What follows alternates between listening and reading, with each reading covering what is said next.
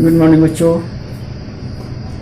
नमस्ते, अस्सलाम वालेकुम। बच्चों, मैं आज कक्षा 8 की हिंदी पाठ 2 पढ़ाने जा रहा हूँ, जिसका नाम है काकी। काकी के लेखक सियाराम शरण गुप्त जी हैं। काकी नामक पाठ की पूरी कहानी एक नन्हे से छोटे से नासमझ बालक के चारों तरफ घूमती है। ये नन्हा सा बालक, जिसका नाम श्यामू है, श्यामू ही इस पूरी कहानी का केंद्र बिंदु है। तो चलिए शुरू करते हैं। श्यामू है छोटा सा नन्हा सा बालक है, जो कि सो रहा होता है। एकदम सुबह सवेरे एकदम उसकी आँख खुलती है शोरगुल की आवाज़ सुन करके। शोरगुल की आवाज़ ये होती है कि उसके घर में जब वो सो रहा होता है, सुबह सवेरे का वक्त है, और उसके कान में रोने की आवाज़ जाती है, शोरगुल की आवाज़ जाती है, तो वो जग जाता है। तो वो समय एकदम तड़के का है, भोर का है। जब वो जगता है तो देखता है कि उसके घर में सब लोग शोर कर रहे हैं, ज़ोर ज़ोर से रो रहे हैं। तो नासमझ है ये, उसे कुछ समझ में आता नहीं है। तो वो देखता है कि सर से पांव तक ओढ़े हुए एक कपड़ा उसकी माँ कंबल पर नीचे ज़मीन पर सो रही है। उसे ये लगता है कि उसकी माँ नीचे कंबल पर ऊपर से सर से पैर तक कपड़ा ओढ़े सो रही है, लेकिन असल में वास्तव में उसकी माँ का देहांत हो चुका है। उसकी माँ की मृत्यु हो चुकी है। उसकी माँ इस दुनिया से जा चुकी है, लेकिन उसे ये समझ नहीं आता है। उसे यही समझ में आता है कि वो उसकी माँ वो सो रही है। ये हो गया। अब उसके बाद होता है कि इस कहानी में जब उसकी माँ को श्यामू, जो बच्चा है, बच्चे का नाम श्यामू है, जब श्यामू की माँ को शमशान ले जाने के लिए उसकी अर्थी को उठाते हैं, तो श्यामू बहुत उपद्रव मचाता है, लोगों को परेशान करता है। लोगों के हाथों से छूटकर वो अपने माँ के ऊपर जा गिरता है और उसे कहता है कि ये मेरी माँ सो रही है, मैं इसे आप लोगों को कहीं नहीं ले जाने दूंगा। बहरहाल सुखिया नाम की एक दासी है, उसको राम नाम का जाप करते हुए किसी तरह से बहला फुसलाकर उसे रोक लेती है। उसे शमशान घाट नहीं ले जाने दिया जाता है।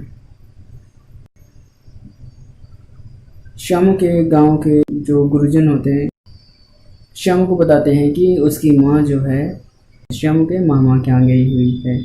बहरहाल ये बता देते हैं, लेकिन ये जो हकीकत है श्यामू से ज़्यादा दिन तक छुपी नहीं रहती है। आखिरकार उसे मालूम चल जाता है कि उसकी माँ जो है उसके मामा के यहाँ नहीं, बल्कि ऊपर राम के यहाँ जा चुकी है। तो वो रोते रोते उसका बुरा हाल हो जाता है, लेकिन आखिरकार कुछ दिन बाद उसका जो रोना था वो शांत हो जाता है।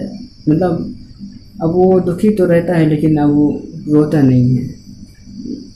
कभी कभी वो ऐसा करता है कि कभी कभी बैठा रहता है तो वो आसमान की तरफ शांत मन से देखने लगता है।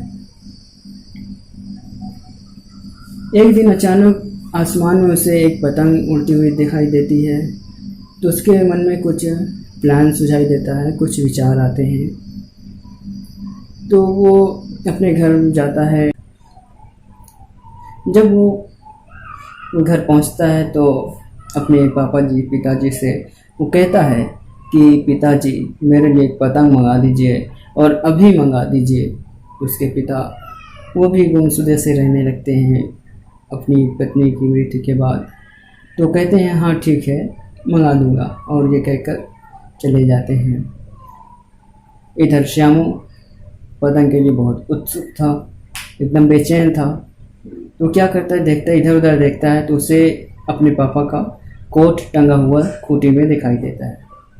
जैसे हम लोग हमारे घरों में हैंगर होता है, तो पुराने ज़माने में खूंटी हुआ करता था, मिट्टी का घर हुआ करता था और उसमें किसी लकड़ी का छोटी सी डंडी टाइप का खोल दिया करते थे लोग कपड़ा वगैरह टांगने के लिए। तो खूंटी पर उसके पापा का कोट टंगा हुआ था। वो नीचे इधर उधर देखता है तो उसे एक टेबल नज़र आती है। टेबल को घसीट कर कोट के पास लाता है और टेबल पर चढ़ करके कोट को उतार कर कोट की जेब को टटोलता है, तलाशता है। तो उसमें उसे एक चवन्नी मिलती है, जिसे हम लोग कहते हैं 25 पैसे। उसे चवन्नी मिलती है तो वो भागता हुआ अपने दोस्त सुखिया दासी के लड़के श्यामू के पास जाता है।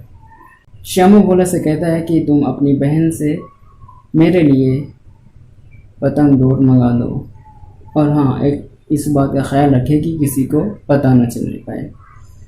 तो भोला मंगा देता है पतंग और डोर। तो बांधने लग तो वे दोनों, भोला और श्यामू, एक अंधेरे घर में पतंग। तभी वो कहता है कि अगर तुम किसी से कहो ना तो मैं एक राज की बात कहना चाहता हूँ। तो भोला सर हिलाते हुए कहता है कि मैं किसी से नहीं कहूँगा, तुम अपनी राज की बात मुझसे कह सकते हो। तो बताता है कि मैं ये पतंग ऊपर राम के यहाँ अपनी काकी के पास भेजूँगा, और इस पतंग को पकड़ करके मेरी काकी मेरे पास नीचे राम के यहाँ से नीचे उतर आएगी। भोला श्यामू से कुछ बड़ा था तो वो भी अपना दिमाग लगाता है। वो कहता है कि तुम्हारी काकी डोर से नहीं बल्कि डोर ये तुम्हारी काकी लिए कमज़ोर पड़ जाएगी, ये टूट भी सकती है, तुम्हारी काकी इससे नहीं आ सकती है। तो सजेस्ट करता है, वो एडवाइस देता है, सलाह देता है कि इसके लिए रस्सी की ज़रूरत है। तो श्यामू को बड़ी टेंशन होती है कि अब रस्सी कहाँ से लाई जाए, पैसे तो हैं नहीं। तो फिर घर जाता है वापस। जब घर जाता है तो वो बहुत बेचैन रहता है, वो रस्सी के बारे में सोचता रहता है, रस्सी के बारे में सोचता रहता है। तो इसी सोच में उसे रात में काफ़ी देर तक नींद नहीं आती। एक दिन सुबह उठता है, जिस तरह से वो पहले दिन अपने काका के कोट से 25 पैसे निकाले थे, फिर उसी तरह से वो दूसरे दिन कोट से वो 1 रुपये निकाल लेता है। और वो भोला के पास जाता है, कहता है कि इससे 2 रस्सी मंगा दो अपनी जीजी से। एक रस्सी छोटी पड़ सकती है, 2 रस्सी रहेगी तो सही रहेगा। तो बहरहाल भोला अपनी जीजी से रस्सी मंगा लेता है, और फिर 2 घंटे बाद जब रस्सी आ जाती है तो वो दोनों फिर अंधेरी कोठरी में, अंधेरे घर में जा कर के, कोई पास में रहा होगा या उन्हीं के घर में कहीं पे रहा होगा, अंधेरा कमरा, पतंग को रस्सी में बांधने लगते हैं। तभी विश्वेश्वर काम में रुकावट बनकर पहुंचते हैं और वहां पर डांट फटकार लगाने लगते हैं कि तुम लोगों ने मेरे कोट से पैसा निकाल लिया। तो एक फटकार डांट से जो भोला है वो मुखबिर की तरह सारे राज को उगलना शुरू कर देता है कि ये सब पतंग डोर वगैरह जो है श्यामू भैया ने मंगाया था। जब ये बात विश्वेश्वर को पता चलती है तो वो विश्वेश्वर श्यामू को तो चाट लगाते हुए कहता है, तू चोरी सीख रहा है, चोरी करके जेल जाएगा। अच्छा तो मैं आज तुझे बताऊंगा। विश्वेश्वर श्यामू को कई तमाचे जड़ने के बाद कान ऐंठते हैं और पतंग भी फाड़ देते हैं।